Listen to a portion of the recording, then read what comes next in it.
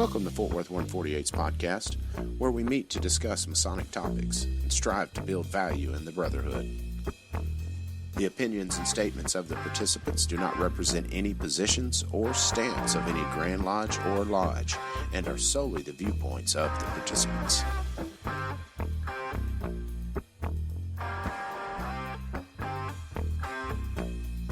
Welcome back to the podcast, brothers. This is Rick Moore, past master and current secretary of Fort Worth 148. This is Billy Hamilton, current junior warden for Fort Worth 148. And this is Gabriel Yagish, current senior deacon of Fort Worth 148. And today we don't have a special guest. We just have our charming personalities. It's been a minute. Yeah, it's been a minute. You're going to have to deal with just us. Yeah, this is our first one for this season, right? Where it's just been us three. I want to say so. I lose track too. Yeah, we'd gotten some requests. Hey, when are you doing another roundtable format? With just you guys and a discussion subject. I don't know now. Yeah, that's what you get when you fall behind on scheduling guests. Well, that and this implies that we put a whole lot of planning into our scheduling. Yeah. Rit's our master planner here, but life has been super crazy for everybody. So, right. Yeah. No, and I think we find that as we get further and more seasoned doing this, we can easily fill the time slot. Well, it's not hard for us to gab on. And I wouldn't say that we're filling a time slot here, because this is something that we've actually kind of been jabbering about in the lodge lately. And the subject for today is dues, degrees, and fees. And now it's actually three separate subjects. So we're going to tackle them all as individual subjects, but they all kind of relate to each other. They all interweave with each other because, we talk about dues and degrees fees, and those are a very natural pairing. But degree conferral also kind of goes with degree fees, right? Are you getting your money's worth? And we've been talking a lot about that amongst ourselves in Fort Worth Lodge, saying, hey, let's talk about our dues. What are we doing right? What are we doing wrong? Let's talk about our degree fees. What are we doing right? What are we doing wrong? And our degree work. What are we doing right? What are we doing wrong? And so we kind of wanted to bring this conversation to the wider scope of brethren out there and see what y'all thought, and force y'all to listen to us jabber for an hour. Yes, I love talking about dues. I thought about it afterwards. I was like, I left off dress code. That was the one thing, but that's another episode. We'll save it. Are we going to fight today? Is that what we're going to do? Yeah, you're gonna stir the hornet's nest. Yeah. Well, yeah. If you want to do that, definitely bring up dress code then. So yeah, we'll tackle that at a different date. Yes, because I have a good point on that. So we'll save it. Teaser. So, Rit, you had a discussion question that you had pulled up. What's up? Mm-hmm. So, discussion question I have is, what do you feel one of the first tasks a newly Master Mason should? He's proficient in everything. What do you feel the first task he should take on? You see guys ask it all the time on Facebook, and you get a myriad of answers. Right. What do you think? Honestly, what I think is that once you become a newly raised Master Mason, my advice to every new Master Mason I talk to is get involved with the degree teams. Learn the ritual. Play with the ritual, because that's really where you assimilate most of it. It's not when you hear it. It's when you reenact it for someone else. And take on some of the larger parts. Learn to become the senior deacon. Learn to confer a degree. That's when you really start gaining, I think, the understanding of the lessons that are contained within it. Yeah, kind of like to truly learn something, you got to teach it kind of thing. Right, yeah. Actually experience it, because there's a difference. There's an initiatic experience in conferring a degree and even senior deacon. And I've had some real surreal moments as senior deacon because you're hand in hand, but there's an initiatic experience with that process as well as actually being initiated. Yeah, I got to agree in terms of that. especially in terms of understanding and, I guess, grokking the degree afterwards. The experience of receiving the Master Mason's degree and being raised to the sublime degree of a Master Mason was a powerful initiatic experience, but it was a very temporal initiatic experience. I remember that it was very emotional. I remember that it was very overwhelming in a very positive sort of way. And I remember that it was powerful. However, that emotional state has not really persisted past that. That was something that happened during the event, and me personally, this is just for me. I'm not saying that this happens to other brethren or any brethren, but it did not, the emotional impact of the degree from going through it did not stick with me. What has stuck with me, the really emotional stuff, the really impactful process has been conferring the degree. It's been learning the lecture. It's been being the senior deacon, doing the Bible presentation, doing the apron presentation, doing the charge, all this stuff, and delivering those. And the emotional impact of that is what has stuck to me. And I don't know why. You know, the entered apprentice, that experience has stuck to me, and the fellowcraft stuck to me. The Master Masons, I don't know why, but it wasn't until I was beginning to assist in conferral and delivering parts of it that I began to grok it, basically. So Yeah. So actually, in bringing up the charge, that is one that I overlooked, but that is one of the most important and often overlooked parts too, because it really is kind of a summary of everything you go through.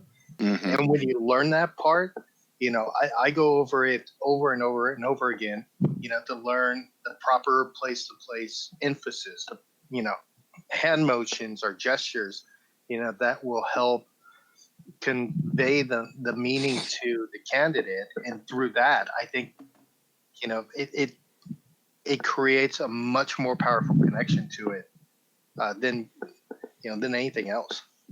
Yeah. yeah, Yeah, there's no doubt. And it is kind of like when you do a job and it's done well and then somebody appreciates it, you get that kind of tingly feeling like, yeah, that was a job well done. When you see that look in a candidate's eyes and he's getting it from all your hard work and your practice, there's not many feelings like it. yeah. It's real. It's very surreal. Yeah, It's good stuff. It was one of the coolest things that I've heard only a few times. Where we conferred a Royal Arch degree in my chapter recently, and one of the candidates said that he was holding back tears during the degree, and that is just such a cool thing to hear. Oh, and when you see guys, because if you're holding back tears, the guy looking you right in the eye, he's going to see it. Yeah. And more than likely, he's going to start holding back tears, because there's just an energy in the air at that point, and things are going well. That's, not much like it. Yeah. From my perspective, the first thing that a newly raised and proficient Master Mason should take on is grab the newest entered apprentice and start teaching them the work. Yeah. Hopefully, I like that. Each Master Mason has turned in their work and knows it well enough to teach it. In an ideal situation, every guy that you raise is going to be able to teach the work. I know that's not ideal, and I know that doesn't happen in every lodge, but if you can teach the work, you should, because the one-on-one mentorship that I received as an entered apprentice, as a fellowcraft, and as a pre-traveling Master Mason was super special. It's just a really magical sort of experience, and it's the biggest introduction to the strong mentorship model that Masonry can provide. And there's opportunities for one-on-one mentorship outside of the trial lecture work. But where you really see it is that trial lecture work. So if you've just been raised and you're proficient, go find an EA, teach them the work, and develop a mentor-mentee relationship that will last for a long time. It's a powerful thing to do. Yeah.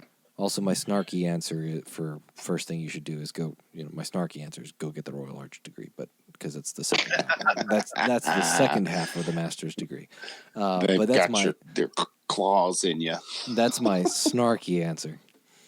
Well, in the Mark Baxter is the second part of the Fellowcraft. Correct. Man, yeah. You guys sales pitching. Hey, I'm leaving the east of my chapter in council in July. So hey, I'm gonna sell this as hard as I can. No, and for me, I on the question, very similar answer. We've got the question at 148 that we joke around with. What's the answer to everything? The work. It's the work. And we joke around with it, but again and again, we find so much truth in that because, as soon as you're raised, you need to find some spots, whether you want to tackle conferring or not, that may be too much, but find somewhere you can fill in. You may never use it, but be ready. There have been generations of men that took time to learn that work and pass it on to us. It may be your responsibility at one point or another to continue that tradition. So you got to know the work in some form or fashion. And, that's just the base of why you want to learn it. Once you do and you start teaching it and using it, you're going to see why this fraternity has perpetuated for so long. It's going to blossom up to you in ways that it hasn't before. Yep. So there's a responsibility to it as much as there is, it's Grand Lodge law. Yeah, and if we include the work if we say that the work is not just the trial lectures, but also the degree conferral and the lectures themselves, it's a really powerful sort of thing because, especially within the first two degrees, the Entered Apprentice degree teaches you, well, one, why everything that was done during initiation was done, what the meaning, at least the initial meaning of all of this is, so, crash course in symbology, and then how a lodge is supposed to function. So even if every copy of the Grand Lodge Law was deleted, if you had working knowledge of the Entered Apprentice third section, for example, and opening and closing, because opening and closing is where the duties are recited. If everyone forgot how Lodge is supposed to work and all Grand Lodge law was deleted, all bylaws and everything like that, and nobody remembered how to work a lodge, but they remembered the opening and closing for the Entered Apprentice degree and the opening and closing for the master's degree and the Entered Apprentice lecture, you would know how to run a lodge and what each officer is in charge of doing. If you know the Fellowcraft Masons Lodge or the Fellowcraft Masons lecture, you know why we're here, what we're here to do, what we're here to study, and what distinguishes us from operative Masons in the strongest sense. And so I get some flack from some of my dearly beloved brothers because I am a bit of a ritualist to an obnoxious degree. But I mean, I really do firmly believe that the work contains all the answers, at least at a 10,000 foot level. Yeah, and I'm glad you used the word ritualist because us three, we're speaking from a ritualist point of view. And I want to be clear that it doesn't mean you got to go learn huge chunks of this. How many times does a new Master Mason play junior deacon and opening and closing a lodge? Learn that part. It's not too tough. Learn the junior warden because you get thrown in that seat too. And learn the footwork for senior deacon. Now you're ready to help out. Plus, it's so much fun to be thrown in the last minute.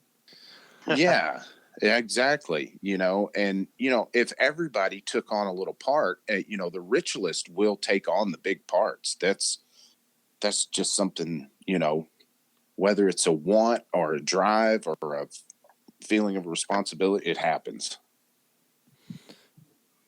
All right. But so let's rock and roll with the main meat of the episode. Let's talk about dues, degrees, and fees. And we'll start with dues. Dues. Rit, are dues necessary? So that's first thing I've read, I heard first, and then I read, I think it was in our minutes, where it became time for Grand Lodge at some point, they would send in a donation. There was no Grand Lodge per capita. So they would put like something on the altar and everybody would come up and give what they could. And it was, they described the box kind of, so it was a private, you'd put in money and nobody'd know what you give. And then they would send that to Grand Lodge and it was done. And there was no money problems, but somewhere along the way, they mandated an amount to pay. I don't know. As far as I've seen, our lodges has dues since 1890. I can't go back any further. Our minutes are gone. So I don't know if that was a practice in lodges as well in early days, but does it seem like a group of Masons, you could set a budget and say, hey, we've got this many people, so our budget's this, here's what we got to pay, and it not have to be a law? I don't know that I trust 80% of Masons with that. Well, think about the division that dues cause altogether. I have heard of some lodges that happen to have a side business that the lodge owns that takes in so much money that they can pretty much absorb the cost of membership. So I haven't seen any actual proof, but I have heard anecdotally about like one lodge in Las Vegas that takes in so much from their property fees that essentially they're able to pay for their membership. I mean, they're able to pay for endowments. At least that's the way it was relayed to me. I've heard of similar arrangements. So I guess in a way, it makes you wonder. You kind of have to ask yourself, what is the purpose of dues? Is it because everyone has to pay for something, or is it there's a minimum amount that must be contributed by that lodge to Grand Lodge and for its own operation? If the lodge has something that's actually bringing in revenue, though, to a substantial amount, do you really have to have dues? And that's the thing for me. Why is it a Grand Lodge law? A lodge may decide, hey, we're going to split this even Steven. Or they may say, if you're over this amount, if you're over this age, you're going to pay this much. And if you're under this age, here's your cut. Or everybody pony up until we get to that number. Right. And I know of a lodge. Cutting. I know of a lodge here in Texas, and I was talking to one of the members of this lodge, and he's an affiliated member of this lodge, and I'm not going to disclose who this is or where this lodge is or whatever, but they own a crap load of mineral rights, and they lease they lease these properties to oil and gas companies that produce oil and gas out of these, and because they have the mineral rights, they have a huge amount of annual income. And the brother in question said, yeah, I wasn't sure about affiliating with them or not. And they said, hey, come on over, affiliate with us, and we're going to get you an endowment as a gift. And every single person in that lodge is endowed. All the fees, every fee, every operating expense, everything is covered by the return on investments from the mineral rights that they have and from the leases and royalties. So they have oil and gas investments that completely cover the lodge financially. So every single person is endowed and nobody pays dues. Now, that works for them though.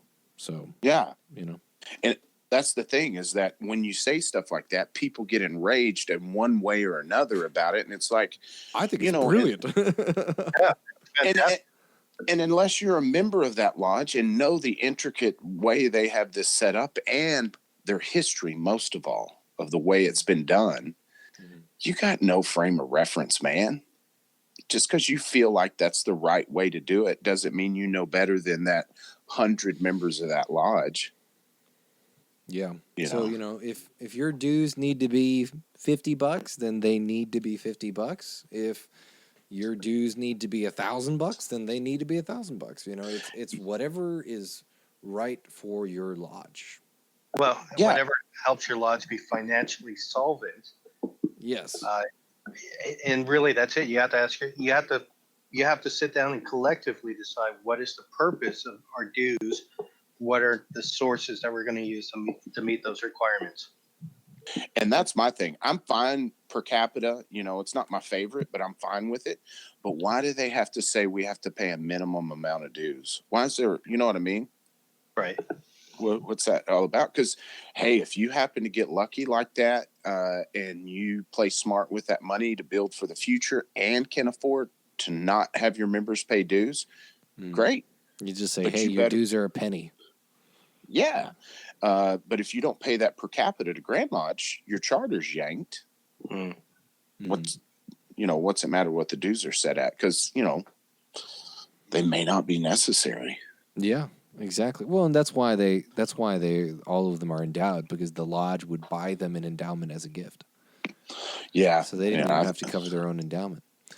But I mean, the long and short of it is that on every subject, not just dues, not every policy is right for every lodge. And that's the key. Then the big problem, though, is that brethren often extrapolate their own lodge policies to all of Freemasonry.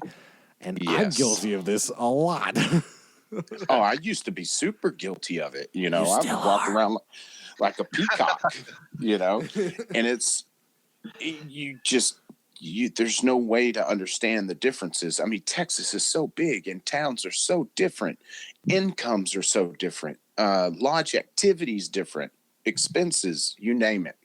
Right. So you got to trust in what they're doing. And, if they can say no dues, do what you do. Yeah. It may not seem smart to me, but whatever. So let's say you do need to increase your dues. When should a dues, what's kind of your signal for, hey, maybe we should look at increasing our dues? When's that happen? What happens?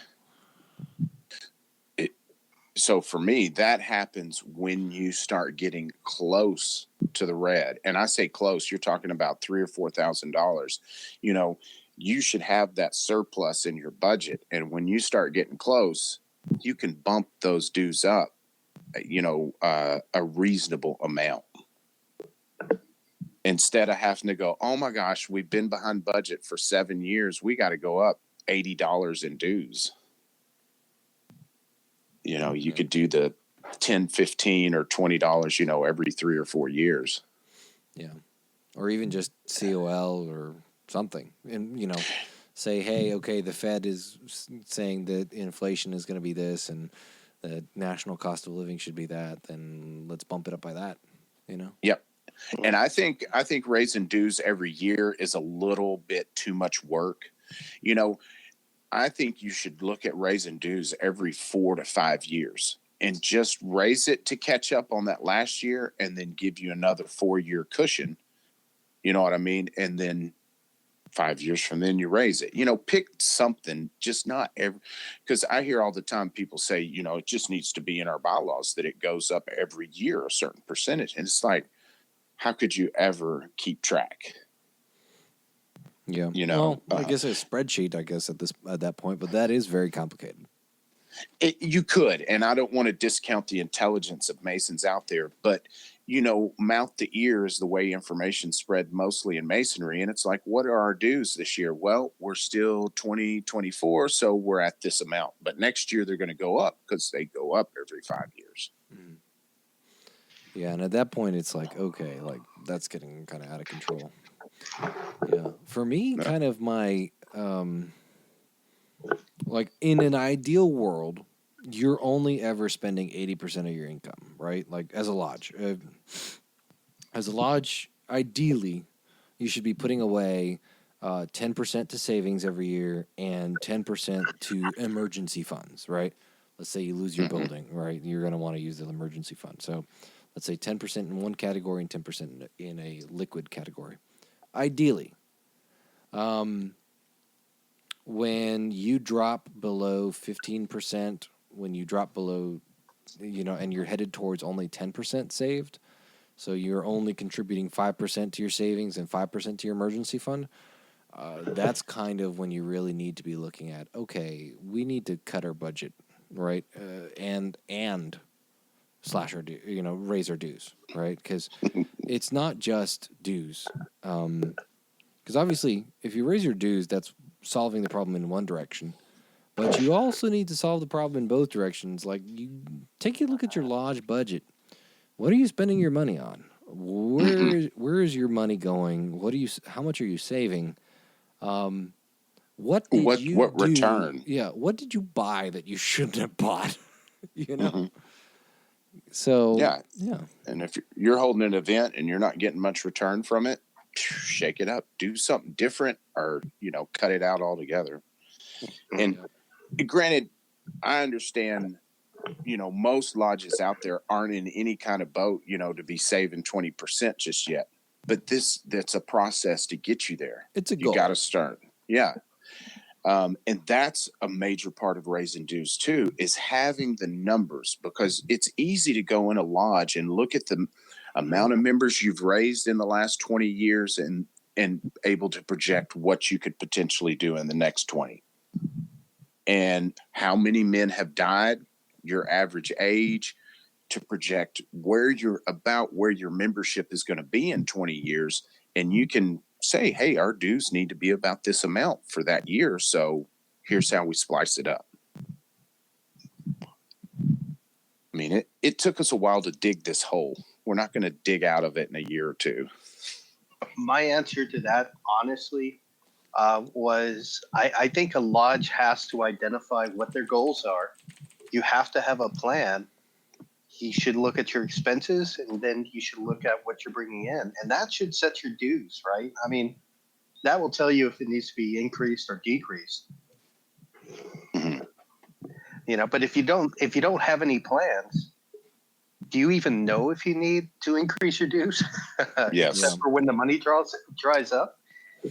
I mean, so it basically total expenses projected out 5 years with cost of living and inflation, and then you have to do a little bit of accounting math there, but right. It's not that hard to find a brother who's an accountant. We Right. we got a lot of educated brothers that, even if they're not from your lodge, that they would probably be more than happy to help you with. Right. And you can find calculators for it online. Well, and do you have any specific goals that you're working toward, right? Like, I mean, our lodge has the $50,000 endowment at TCU. If a lodge wants to do that, they have to set their budget accordingly, and that's going to include impacting how much their dues are and their degree fees are to help them meet that goal. Mm-hmm. All right. So, how should a dues increase be presented to the lodge? Black and white. There is no way, there's no words you can say that will convince men that there needs to be a dues increase. Show it to them on paper. Do the numbers 6 ways to Sunday.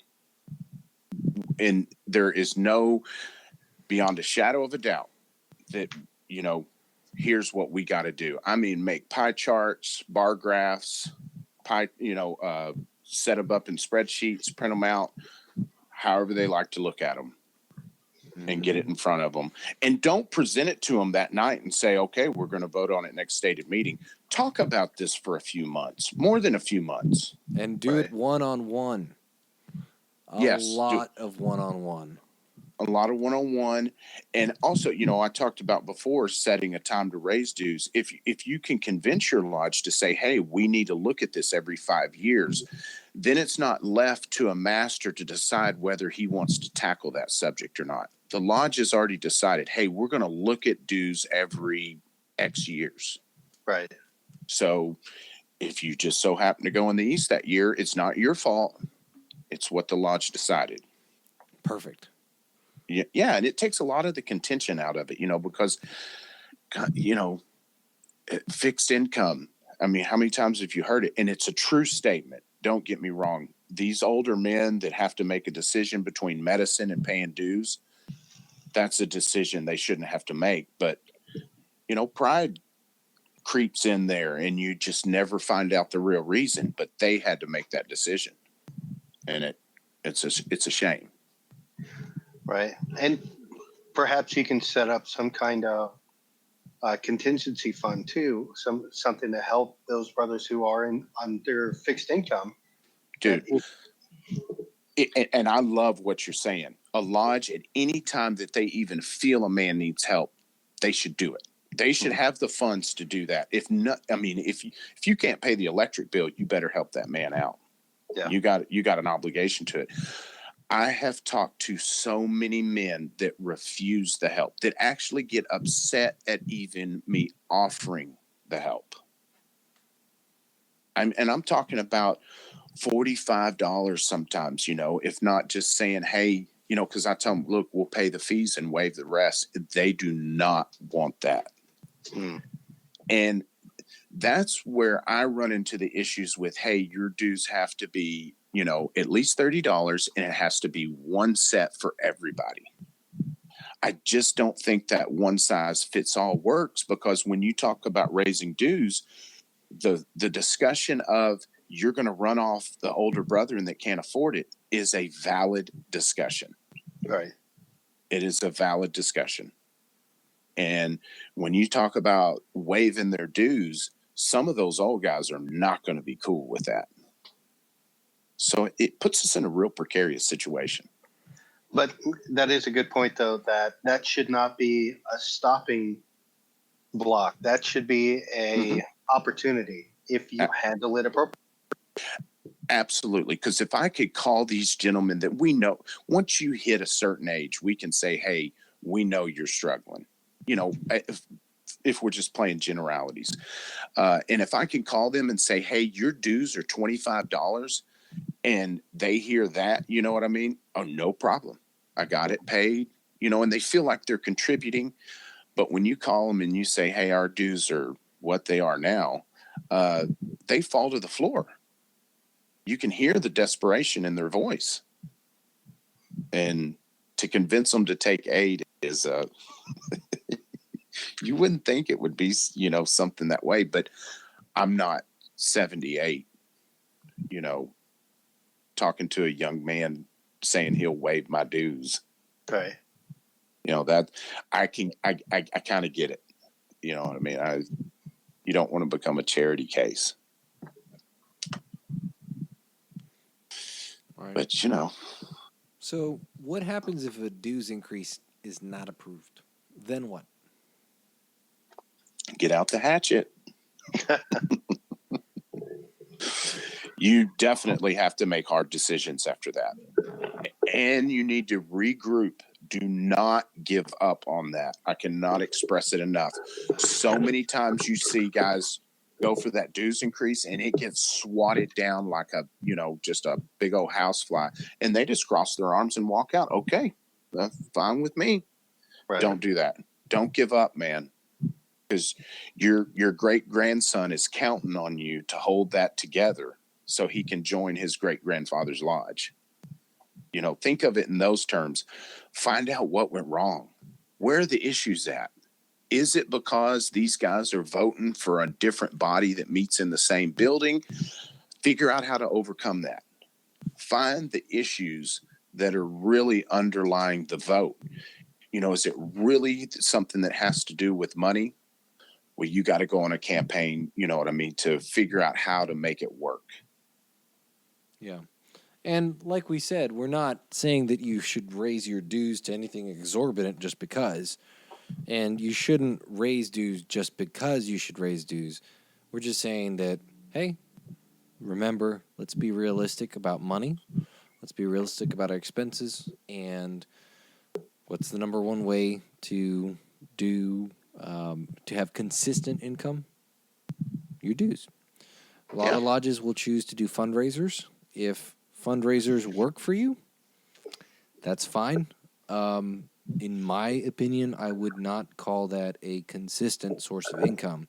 Even if you can ballpark it every year, you may have an event that goes sideways because of weather, or you lose your license to operate, whatever.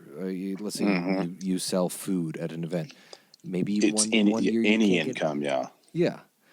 So dues is consistent because, or at least it's predictable because you can say, hey, we have X number of brethren in the lodge. Let's assume that we're going to let's assume we're going to hit 80% compliance with dues, right? Hopefully you don't have 20% people NPDing just because, but, why not, right? Say, we're going to take a certain percentage and say we know these people are going to pay their dues. Well, and when it comes down to it, right, if the dues increase is something that's absolutely needed, to keep the doors open. I mean, if the wolves are at the door, they're not going to go away just because you decide to pretend they're not there. I'm so glad you said that too, Billy, because I hear that all the time. Look, if we don't raise dues, the doors are going to close. Don't go in and sell it that way. Nobody likes to be sold out of fear. Right. Use logic and reason and numbers, present it like a professional, not some scaremonger tactic. Don't go in there with that, because I guarantee you're going to shut off some old guys, some past masters. Yeah. Tell them what's going on. Yeah. And if you don't need to raise dues, then don't raise dues. Right. But that's going to be pretty rare. Yes, and like I said before, you can go in and figure out the numbers of deaths on average, blah, blah, blah, new members, and figure out when you do need to look at dues and set that date. It may be 5-7 years down the road, but figure it out. So, Rit, let's talk about degrees. Yes. Want to kick us off? So the question I've got is the quality of degree work, do you feel it's a high priority in our Masonic culture? Why or why not? I would say that depends on the lodge. I feel that overall. There you go. Yeah. I feel that overall, from my personal experience traveling and seeing other lodges, the quality of degree work is a high priority. That, to me, is not in question. People, members of lodges, in general, seem to feel that they want to provide candidates with a good experience and with something that means something. However, the standards of what they call good work may be different from lodge to lodge.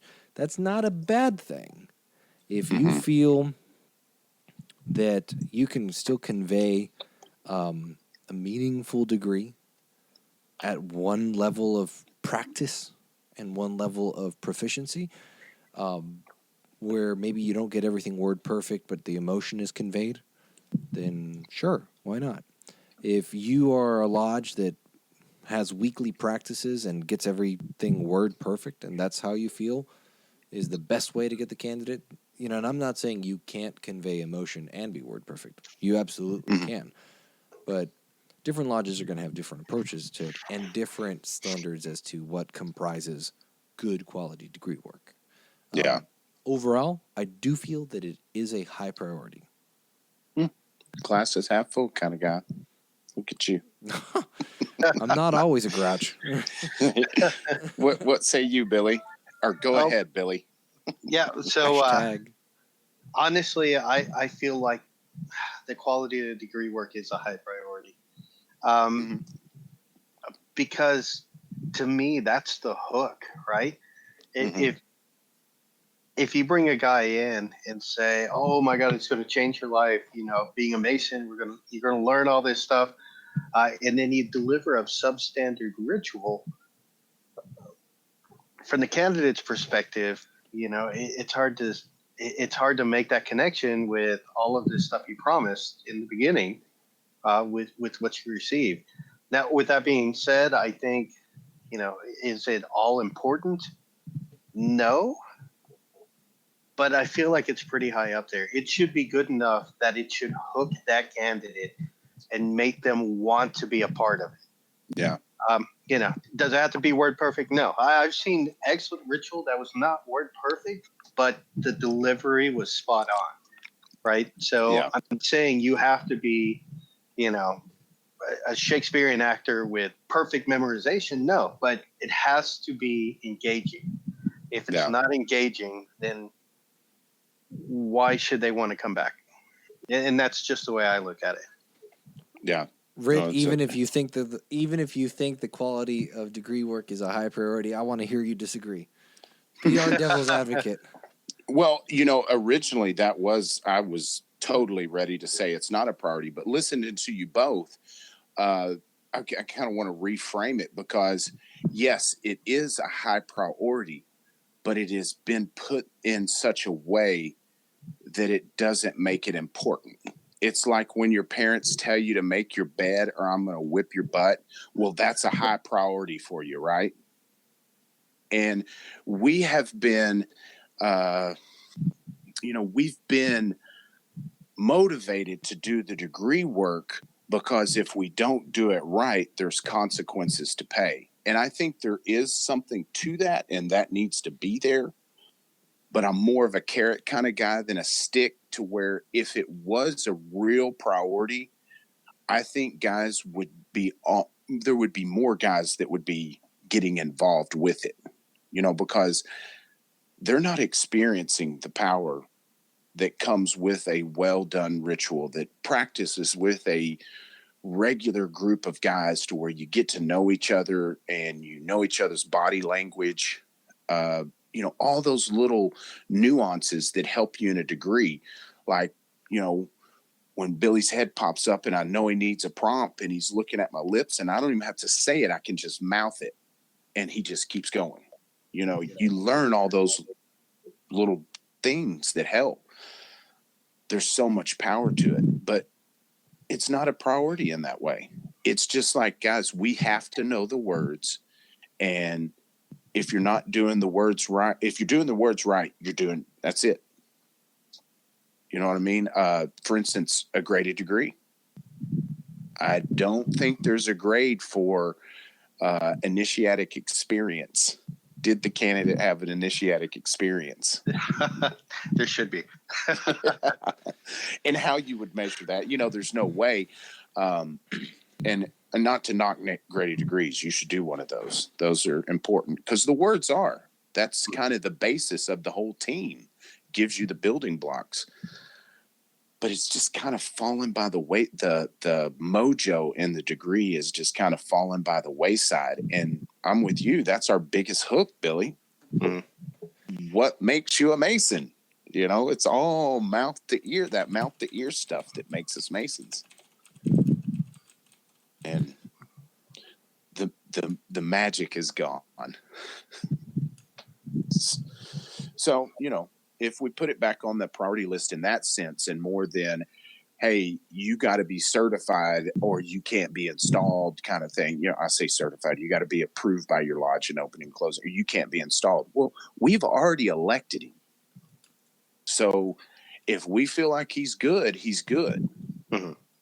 Why do we have to go through those? And same kind of thing. Okay, so I actually have something for this, and it's actually why I love what the Grand Commandery Knights Templar of Texas has as a policy. We have an annual inspection that is performed by one of the Grand Commandery officers. There's each one of the Grand Commandery officers performs an inspection of their assigned district. So they go around to all the asylums or commanderies. Mm-hmm. They go to all the commanderies and inspect them in their asylum while they confer the order of the temple, right? For those of you that are not familiar with Commandery, the Order of the Temple, is the third order of Commandery. It's very impressive, to say the least. So, the Grand Commandery issues one award in 3 categories per district. Okay?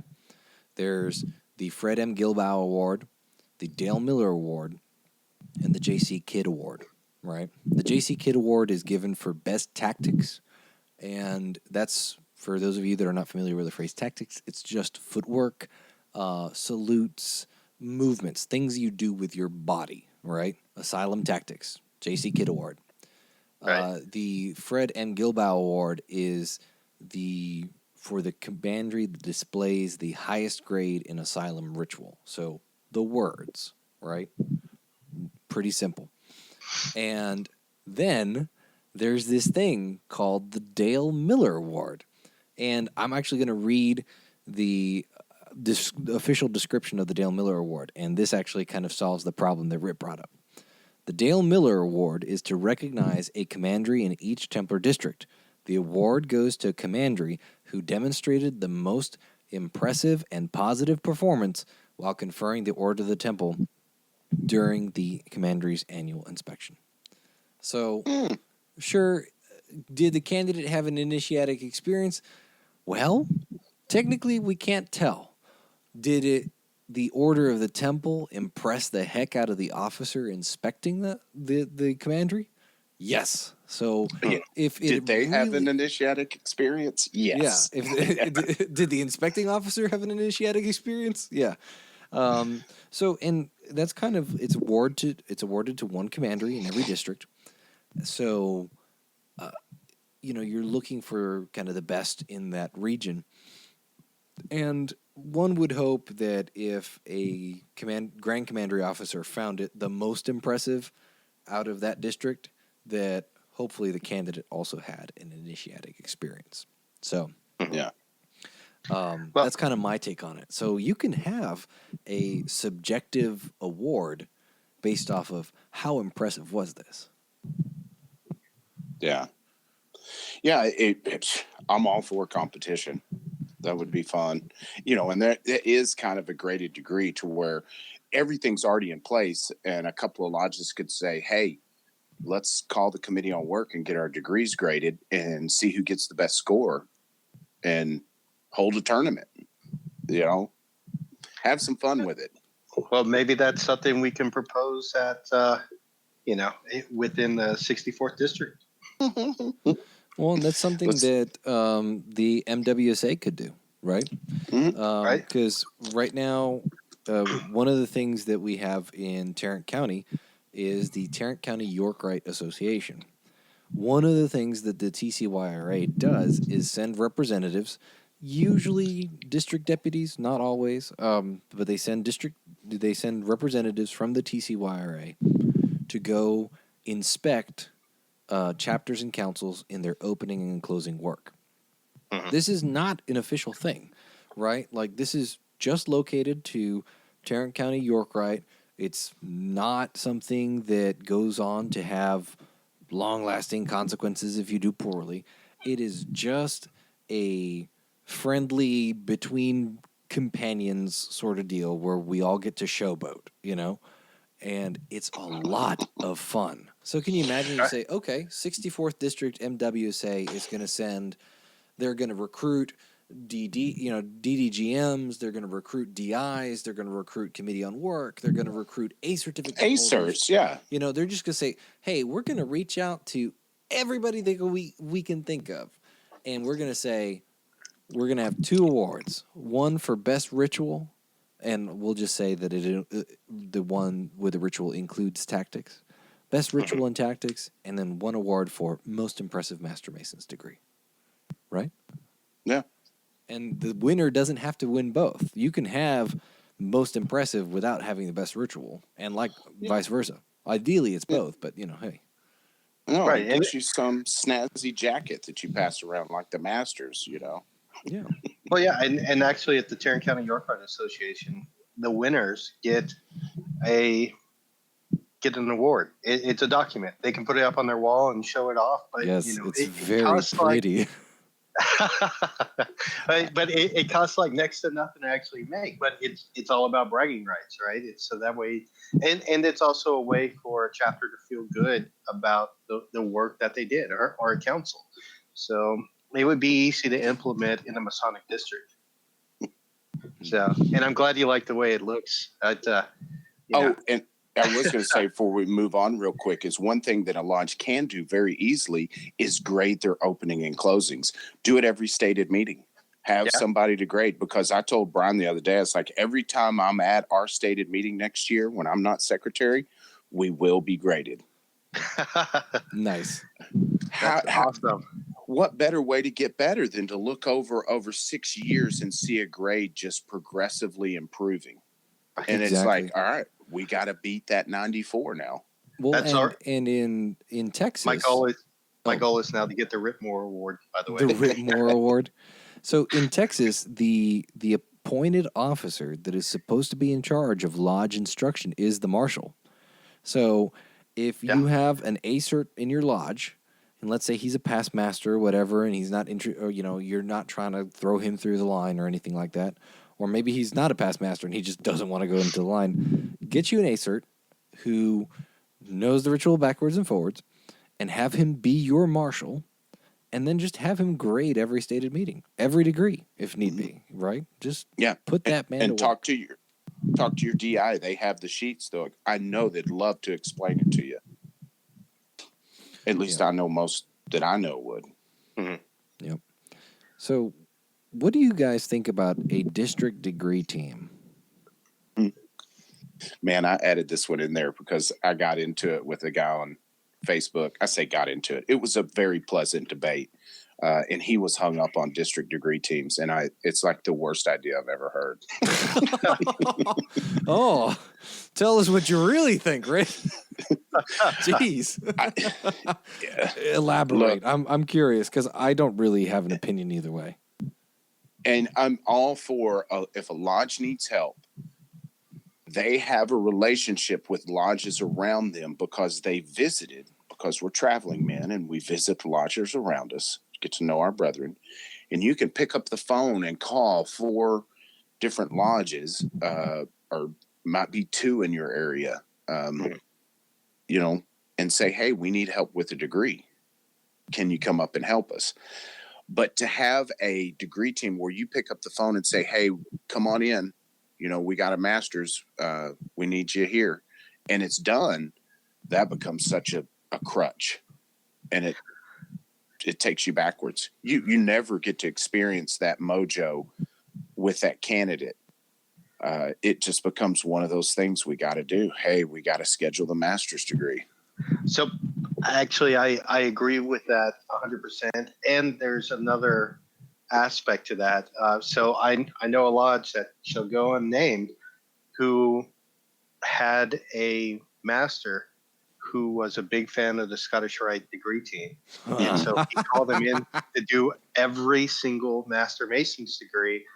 And the guys in his lodge were kind of upset because they're like, we want to do our own degree, but we feel like this guy doesn't have the confidence in us, or he's got some agenda. And so therefore, he calls in these guys and we really don't want them. We want to do our own degree. So there's that flip side of it too, is that as a master, you have to be aware of, are you actually in a way causing some bad mojo in your lodge simply because guys are taking it as a sign that you don't have confidence in them. Yeah. And does your district want to put together the cream of the crop to do stellar degrees, every once in a while? That's great. That's a good idea. Hey, we'll come to your lodge once a year and do a degree that will knock your socks off. See, I'm all about exemplification. Yes, that's true. And you know what? We'll come by and we'll show you a degree. And it doesn't have to be done on a candidate. It could be done on a regular person, and just to give you some ideas. But I feel you in it can become a crutch too easily. Yeah. And if there needs to be a gap bridged, hey, so be it. But don't depend on it forever. Right. Yeah. Well, and it really does. does not give you the opportunity to connect with a candidate in the same way that you would have. It's just there's no way that you can connect with the guy in the same way. Raising him or even just initiating him is something that ends up being, we've already touched on it, ends up being really profoundly personal. Whether you're the master or the senior deacon or the senior warden who's teaching him how to wear his apron, it's personal. There's a intimate connection there. So I don't know. I think you've definitely pushed my mind over to one end of the spectrum in terms of answers on this one. Now, for other bodies, if you have a degree that isn't done very often, I could definitely see the purpose of having a degree team for that. Yeah, it's rare. Yeah. Yeah, and that's a horse of a different color for sure. But I mean, if your lodge makes if we make good men better, and you can't do the degree work that teaches us how to be better, eventually that's going to be a problem. Right. Oof. Yeah. A little bit. You got to fix that. Yeah. So, how does a lodge go about improving their degree work? I guess we've mostly tackled it, really. Get a DI involved, get regular practices scheduled. Yes, floor school.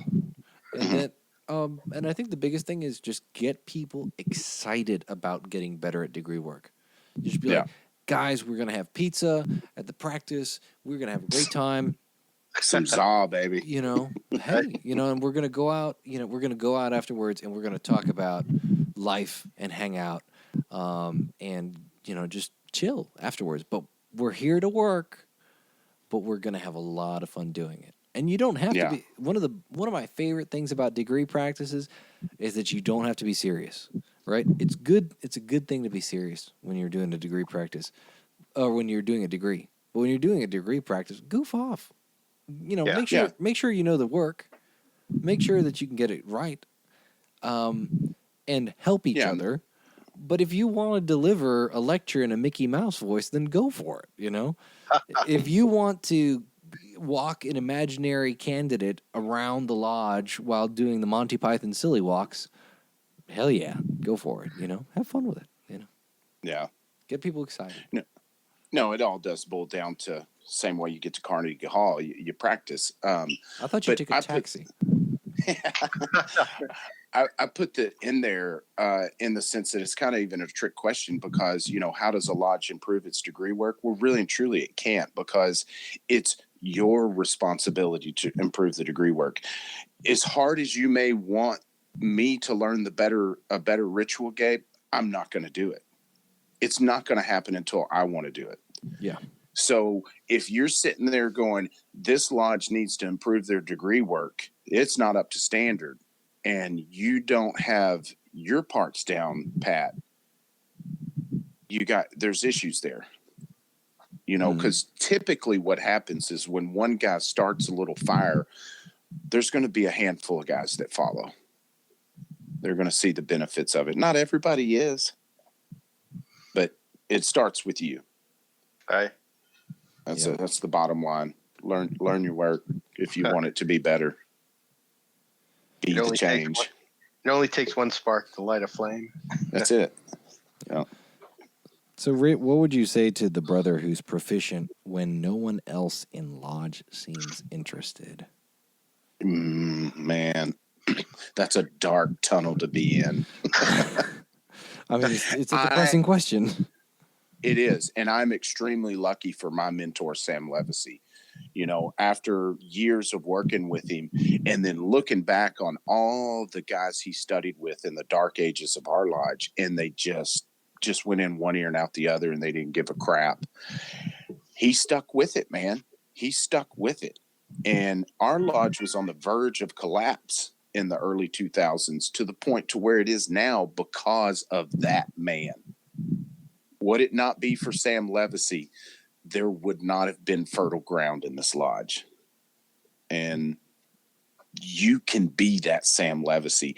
That guy was there for 50 years. Now, granted, he spent 25, 30 years of good masonry from the old days, but there came a point to where he saw it through the dark ages. And he was just there, always working on it, until finally somebody came in and it stuck and started to blossom. So don't give up. Don't give up. Find enlightenment Yeah. in your own way. And you're going to get burnout. Get ready for that. You're going to get burnout on a regular cycle too. Yep. It's going to happen. And I want to credit Brother Ricky Cox with this one, because somebody had brought up to me, hey, make sure you don't burn the candle at both ends. You don't want to burn out. And his response to that was, it's not so much that it's a candle burning at both ends as it is a campfire that is stoked and relit and stoked and relit, because your campfire is going to burn down to embers, right? Mm-hmm. And you just got to stoke the embers, and you can still cook on the embers. No big problem. And you blow on the embers, you add a log, you bring back the fire, and it'll eventually burn down to embers again. But that's okay, as long as you just keep stoking and adding logs. Yeah, you're burnt out because you're out of center. So, find your center and stoke that fire. All right. So, kind of one last touch on degrees. What would you say to a brother who wants to become proficient when no one else in Lodge seems interested? Yeah, you got to find the mentor. Where do you find a mentor, Rit? Yeah, you're probably not going to find it at Lodge if that's the case, if nobody's interested in it, because that's a tough one. And it's easy to just go, well, if nobody finds this important, is it really important? It is important. It's how we got here. So you may have to go visit. And if you're out there in one of those counties that just no one is close, you may have to reach out to like your district instructor, your DDGM, and try to find a mentor through them, because they may not be the one, but they probably will know somebody, especially your DI that's probably been there for 10, 15 years. That guy knows a lot of people. And find somebody you can lock up with. It will be a decision you will not regret. Well, and there are some forums that you can go to find those people who are interested, right? I mean, there's several lodges here in the Metroplex in DFW that have a regularly scheduled ritual certificate practice class. Your guys if you have committee on work in your state, like we do, we're fortunate enough to have here in Texas, they hold regular forums. I mean, that's where you're going to find the people who have the same interest in becoming proficient that you have. Yep. No, and that's a good point. I'm glad you brought it up, because you've got committee on work with the forum and exams, and then those study groups, which again, your DI, if they're going on, your DI is probably going to know about them if he's not hosting them. So that's a great resource to reach out to. And if you don't have their number, call Grand Lodge. You just got to know your district number. Mm-hmm. So let's talk about fees. Does the price of degree fees really matter? Does it? I don't know. Does it really matter? And again, we have minimums set for our degrees. What are the minimums as of 2019? What are the Texas Grand Lodge minimums? Oh, God, you did have to ask me that. And I just looked it up. Isn't it $30? Or is that the dues? Shout out to Ricky and DP, who are probably losing their minds in their cars right now going, it's this. Yeah, it's not much. It's I think it is $30 that you have to charge. I'm almost for sure, because the George Washington's $25. Yeah, it's $30. Did you look it up? No, I'm just I'm seeing it in my mind's eye where I read it. You found it on Redcast. That's great. So does it matter though? Yes, very much so. And it really, when you start looking into the psychological part of how we deem value in things by price. For instance, I have the cousin that won't eat off-brand anything. It doesn't matter what it is. If it's not a name brand type of food, they ain't going to eat it, and because the price is more and it's a name brand, they value that product more. And that's a real skimpy example, but whether you like it or not, that is ingrained in you. So when I go buy the drone and I'm looking at this $25 drone and then the $180, I know I'm going to get more out of that $180 drone. It's just ingrained in me. So when I go up there and I pay for a $30 degree, I'm going to expect $30 worth. Yep. Well, and I think that's key, right? The expectation is there too. If you charge more for your degrees, then you need to deliver more. Yeah, because it's a necessity. Yes. Yeah. By the way, Rit, Article 307, you are correct. It is $30. Bam! I'm a walking law book, baby. So, yeah, but no, that's why I was quiet. Yeah, and I don't want to give the impression that we're setting the value of masonry by taking money out of somebody's pocketbook. But you have to understand, there is a price that is fair to them and fair to the lodge. Exactly, because the product that we're giving, if delivered correctly, is worth a lot more than $30. Yeah. So let's talk about, and then I'm going to toss out a number at the end of this that most brethren, and I think myself included, would say is kind of insane. But let's talk about pricing labor and pricing degrees fairly, right? Let's say that we're going to value this at $15 an hour. Why $15 an hour? For two reasons. $15 an hour is a new proposed minimum wage in many places, and it is a minimum wage in many places. And in Texas, minimum wage is $7.25 an hour. And my opinion is that our free time should be considered at least twice as valuable as minimum wage. I think most of you would agree with me that our free time is more valuable than the time we spend working. Talking to a number of brethren, and one in particular, howdy Kyle, a best estimate for a really stellar degree and progressing a candidate through the memory work with one-on-one mentoring is about 60 man-hours, right? So we're talking a couple of degree practices for each degree and all of the man-hours that mentor is going to spend teaching the guy the work. And then you estimate 2 hours per person per degree attendance and assume maybe 15 people in attendance. So 30 hours per degree, 30 man-hours per degree. At $15 an hour, that's $1,350 in labor alone. And that's $653 using the Texas minimum wage. Then you have to look at physical items. Let's say you get a leather apron from Lauderer. That's going to be $52 for his master's degree. The big blue Bible that you see in most Masonic lodges is $49. You may want to buy the candidate a gift. I'm not going to count that. Let's say you buy your candidate dinner after the degree. I feel like that's a very reasonable thing to do. Treat him to dinner. Get a medium-priced dinner, nothing super crazy, and buy him 1 or 2 drinks, $35. That's including tip. And then, so 3 degrees, $35 each, $105 total on meals. So, if we're looking at total labor, meals for the candidate, apron, and Bible, we're looking at $1,566 for total degree fees.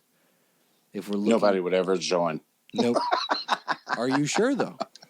Are you sure?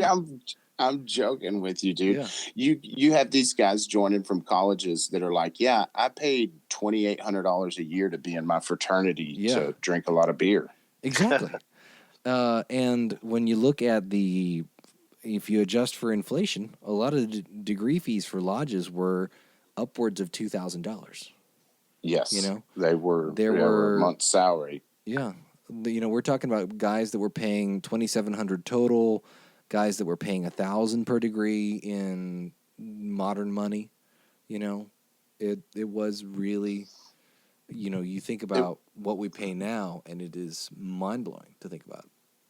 Yeah, and you're not going to be able to go look back in the record books and set your degrees astronomically higher than what they are now. Mm-hmm. You have a history of the way it's been, and you can't just shatter that glass ceiling. Yeah.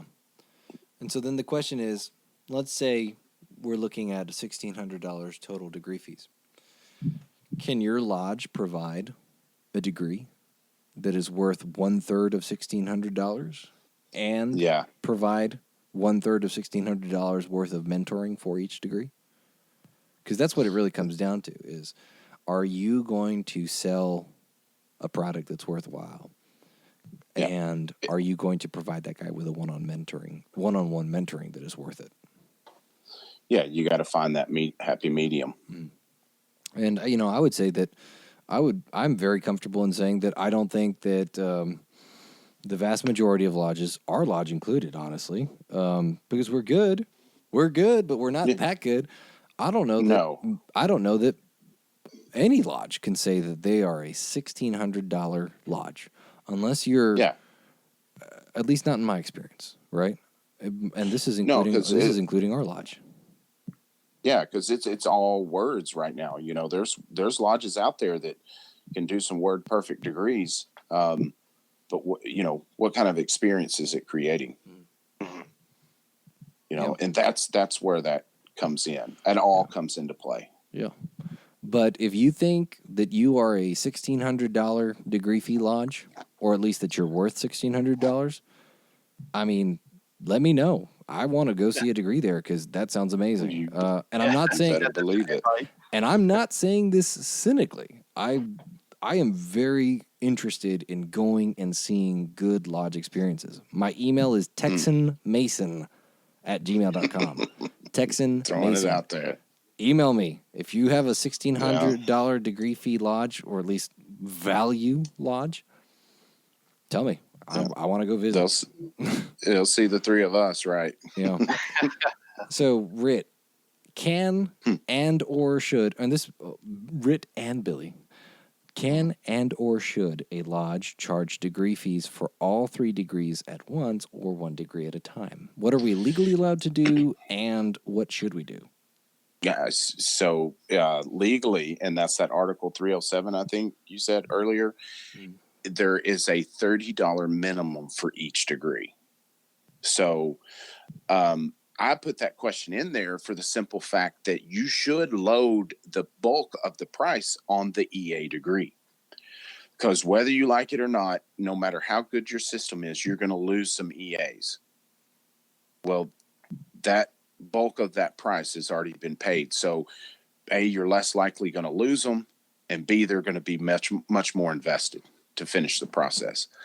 But if you do want, because I know some lodges want to load it all up on front, you could do that, but you have to charge $30 for the next 2 degrees. Mm. Well, now what if you say, hey, we're charging for all 3 degrees at the same time? Now you don't have to pay anything for that, because we said, hey, we included that $30 when you send us that check all at once. Does that work? Don't quote me on the verbiage, but I'm pretty for sure the line in Grand Lodge law says that the degree fee has to be paid before the degree starts. Mm-hmm. So that would come down to an interpretation. And as it stands now, they make you pay for each degree. Okay. And they kind of fall back on that one that, before the degree can start, the degree has to be paid. Again, if somebody interpret it, well, hell, that was paid 9 months ago. You know what I mean? And then somebody else, the way they're interpreting it now is it's paid the day of, before the degree starts. Okay. And it may say that in Grand Lodge law, but I know as it stands now, you have to charge for every degree, because not only does it say that in Grand Lodge law, kind of murky, I've heard officially it be interpreted that way by people who wear purple. Yeah, I was also going to say, it's really hard to say, don't quote me when you're on a recorded medium such as a podcast. Well, that just means don't go say Rit said it, so it's law. Yeah. Find that article and read it. But again, you have to understand that, the way you understand that law may be different than the way it's actually being interpreted by jurisprudence committee, which is pretty much who interprets that law, them and the Grand Master. So here's a question. Billy, what about this? Can degree fees be used as a source of lodge income? Not a reliable one. I mean, you can definitely figure a goal into your lodge budget, but you got to realize that you may not hit that. You may go way beyond that. It's really kind of up to you on how much interest you're able to generate, how many new candidates you can bring in. But degree fees are never going to be used. They should never be used as a reliable source of lodge income. And when you estimate it in your lodge budget, I would greatly caution to keep it on the very conservative side. And so for me, and this is an idea that I think I've talked with you about, Billy, that Brian Witt came up with, and I don't know the accounting term or if it even is done in accounting. Mm-hmm. But what if the degree fees carried over to the next year? So when you're doing your finances or your budget, essentially any degree done in this Masonic year, that money goes into a fund that is budgeted for next year. So you can rely on that money, but it's just not going to be spent till next year. Okay, so holdover income. Exactly. So as senior warden, you want to hustle. And that guy should be in charge of degrees, and I don't want to give the impression that we're trying to hustle degrees. That's a whole nother issue, but that would put a little pep in his step. Right. But in the end, it would give the lodge a reliable way to budget that. Now, granted, you're going to have to go a year without spending that money, or have some kind of rainy day fund you could pull from that amount. You know what I mean? Kind of do some budgeting judo if you had the extra income to get it to where you could have a reliable budgeted degree fee income. Right. Yeah. I think you should definitely have a goal, but again, keep it very conservative. And that's a great idea, though, to say, you know what, just say, all your degree fees are next year's budget. Yep. And if you did those figures to figure out your dues, which is projecting, going back and figuring out how many guys you raised in the last 20 years to project how many guys you could potentially raise in 20. Right. You're going to have a good idea there. What you can kind of project to do degree wise. Oh yeah, bringing in some data analytics. Dude, it's a game changer. Our non-fraternal quote of the week, good quote regardless. Things do not happen. Things are made to happen. And that's by Mr. John F. Kennedy, who some of you may know used to be the president of the United States at one point in time. Mm-hmm. Yes, sir. So make it happen. Closing thoughts, Rit, Billy, me. This is something, most of these things we have covered before, but this is something I wanted to cover again because, last time we were very analytical about the talk, and I wanted this to be more motivational, get off your duff kind of thing, and realize that it's our responsibility. It's your responsibility. It's mine. It's yours. We share it to make this fraternity continue. And many hands make light work. So if we all get in and play our part, this machine will start ginning again. And that value that we used to have in society will start to blossom again. It's inevitable. We just got to start doing the work. We know how to do it. We just got to do it. So I think this is actually a timely conversation because last year, I mean, Rit, you are the guy with the experience on the team, definitely. But over the past year, Gabriel and I have become immersed in the world of budgets and having to go through dues and determine, is it the right time to raise them? Where is the money going to? It's interesting now to look back and have at least a full year now of having to deal with these budgetary issues. I think that makes this conversation I think our answers are different than they would have been a year ago because now we've actually had to live through it. Yeah. One of the things that definitely has struck me though is that over this past year I've learned that if you don't plan for it and it catches you by surprise, that's not a good thing. Yep. And so plan accordingly, and don't be discouraged when things don't go according to that plan. You just have to be quick to adapt to it and keep on moving. But if you don't have a plan, then that's planning to fail. So make sure you have something in place. Yep. Yeah, and sometimes dues increases aren't as much as you think they're going to be. I'm a member, and Billy's a member of some of these smaller bodies that are meeting within the Fort Worth Temple. And recently, temple policies changed so that we have to pay $80 a meeting to meet there, right? So long story short, we're looking at paying at least 3 times a year, $80 for each organization. But when you look at it, one of our smallest organizations is, by law, a maximum of 27 people. If you look at 27 members and 3 meetings a year in the temple at $80 with 1 meeting that's off-site, which is usually it's installation. So that happens at a restaurant, so it's not a big deal. You're looking at $240 for total for the year in terms of rent and space. And then per member, you're looking at an annual increase of $9 a year, right? So, you're looking at, a Whataburger meal per year, essentially, per member to make it happen. Yeah. So sometimes your degree, if you have to raise your dues, it's not going to be that expensive. It may be a lot less drastic than you think it is. Yep. So just don't use the Whataburger analogy or Starbucks or McDonald's. Yeah. But anyway, I've seen it booed.